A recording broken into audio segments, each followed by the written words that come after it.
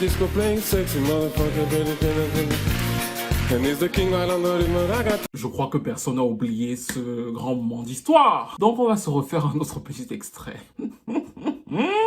I got tanga, in a tanga, in a tanga, in a tanga. Bonjour tout le monde, c'est Stevie de Musique Félix, je suis heureux de vous retrouver. Aujourd'hui j'ai ma petite Bible, j'ai aussi mon petit chapelet. Ne vous occupez pas de ma Bible parce que c'est vrai qu'elle est vieille, mais c'est la Bible de ma grand-mère, donc j'y tiens beaucoup. Je ne la lis pas souvent, c'est vrai, mais chaque fois que j'ai un petit problème, j'écris sur un bout de papier, je le mets dedans et j'espère que Dieu et surtout elle-même vont réaliser ma petite prière.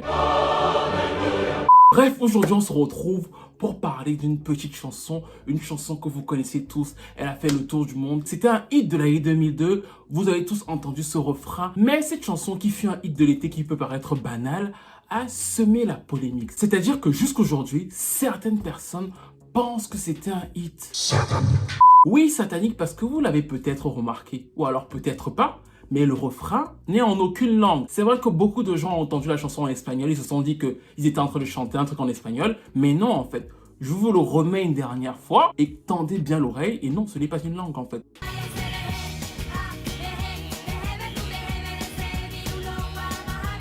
Même les courageux qui ont fait LV2 allemand peuvent voir là que non. Parce que les meilleurs comme nous font LV2 espagnol, Cristina Miliana es una actriz y cantante que a éxito múltiplo éxito en la décade 2000. Buenos días los amigos. Ce n'est pas de l'espagnol. Et ce n'est pas du portugais. Et ce n'est pas de l'italien. Alors qu'est-ce que c'est? C'est ce qu'on va voir dans cette vidéo. C'est ce qui a cristallisé un petit mystère autour de cette chanson. Certaines télévisions, même au Mexique, ont décidé de le Donald Trump. Une décision qui peut sembler assez dure parce qu'effectivement, ça paraît être une simple chanson d'été. On a tous fait la chorégraphie sur Just Dance. Non, non, non, non, non, non, non, non, non, non, non, non, non.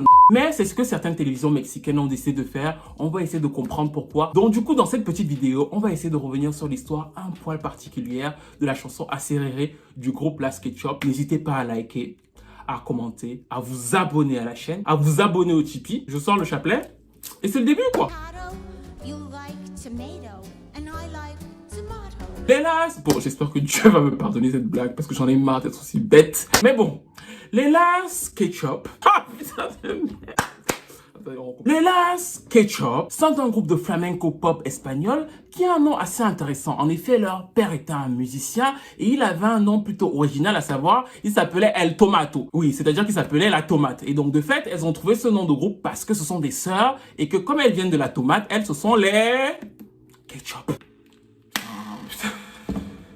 La transformation, la descendante du fameux El Tomato. Elles se réunissent, elles sont passionnées par le chant et à la base, ce sont 4 sœurs. Sauf que quand elles signent leur contrat, l'une des sœurs tombe enceinte. Et d'ailleurs, ça nous rappelle l'histoire d'un groupe de R&B célèbre, à savoir que toutes les sœurs signent et au moment de lancer l'album, l'une d'elles tombe enceinte. Et comme c'est à l'époque, on la met de côté. Vous voyez de qui je parle? Bien sûr, ce sont les Braxton en 96 avec l'album So Many Ways.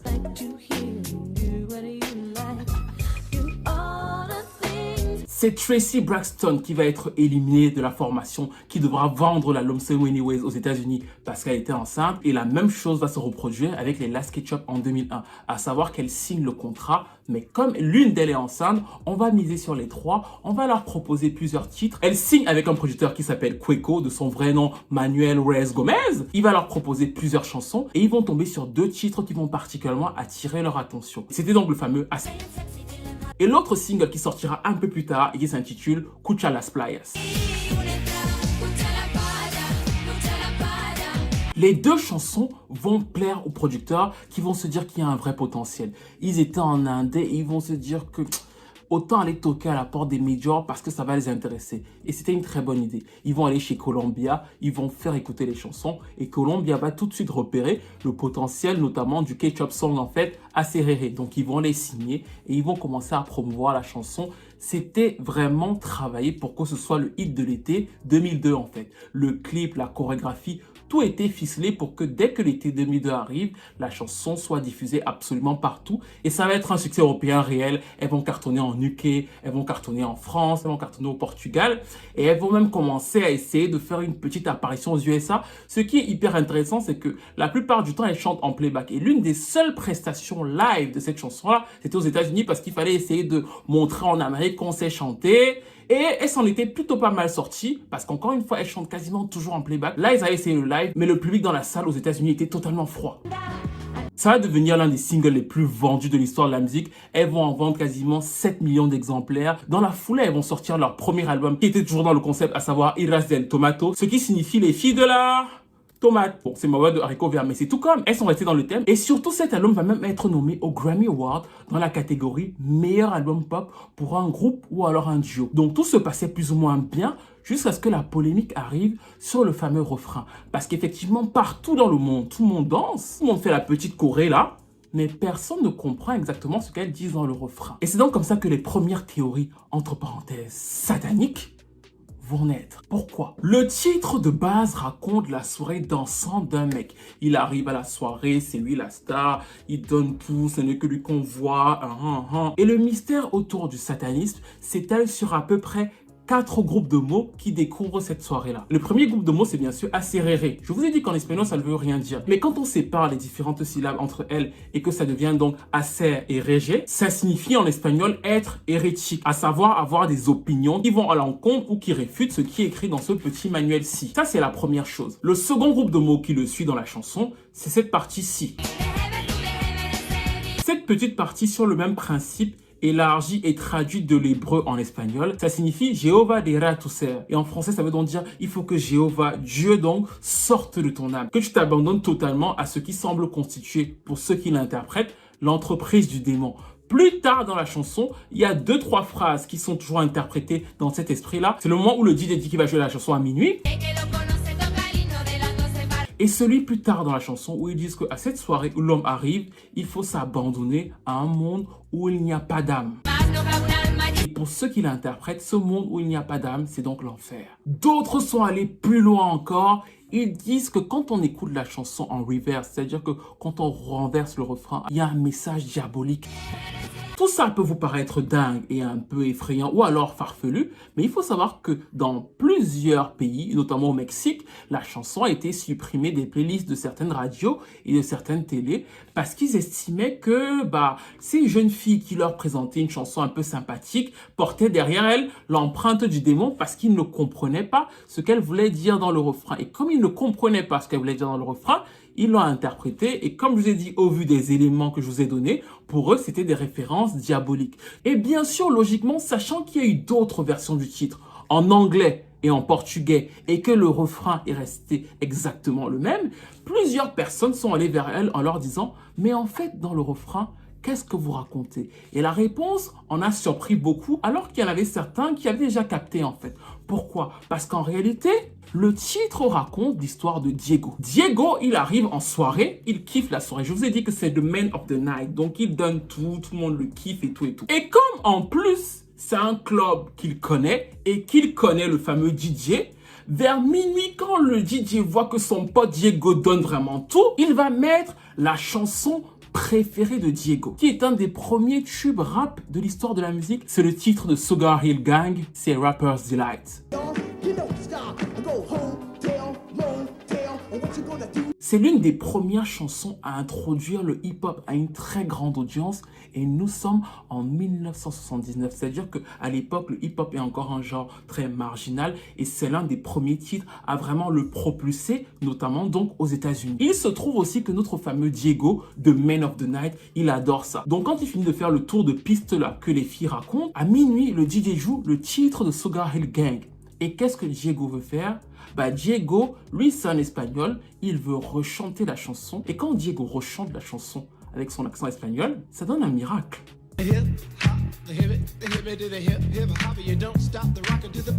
En fait, le refrain ne veut rien dire parce qu'il n'est qu'une traduction phonétique du titre de Sugar Hill Gang. Comme elle raconte la soirée de Diego et que le DJ joue la chanson préférée de Diego, Diego la rechante et quand lui la rechante, ça donne ça.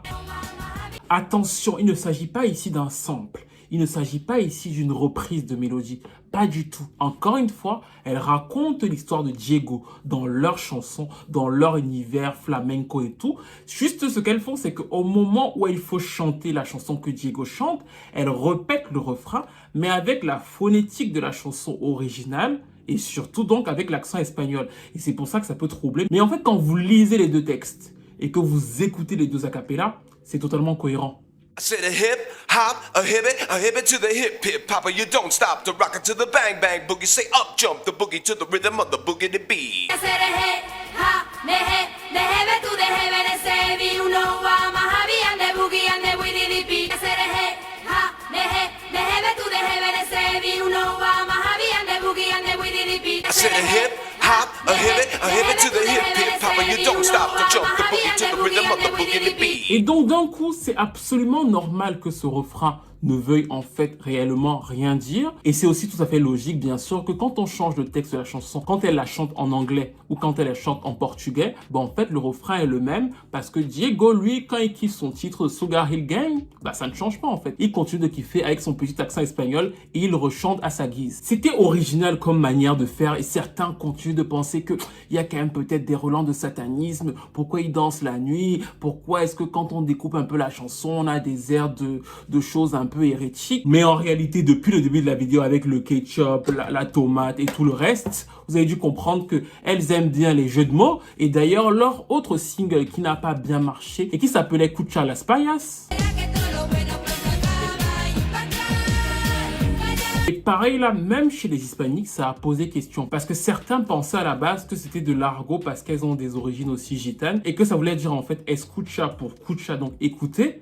Las playas, c'est les blancs, les personnes blanches qui ne sont pas donc les personnes gitanes. C'est-à-dire que chez les gitans, on dit las payas pour les personnes qui ne sont pas gitanes. Donc cucha las payas, ça ne veut rien dire en réalité, même en espagnol. Mais dans la manière dont on analysait la phonétique en fonction de leurs origines gitanes, ça voulait vouloir dire écouter les personnes blanches. Sauf que ça ne correspondait pas au thème général de la chanson. Donc il a fallu leur reposer la question et elles ont expliqué que c'était une autre abréviation de leur part, que c'était une synthétisation de l'espagnol pour que ça rentre dans le refrain et que ça veut dire en fait cruza las playas, traverser les plages. Et là ça donne un sens à la chanson, mais ça n'a rien à voir avec le titre original Cucha las playas qui dit comme ça ne veut absolument rien dire, comme le fameux Acerere.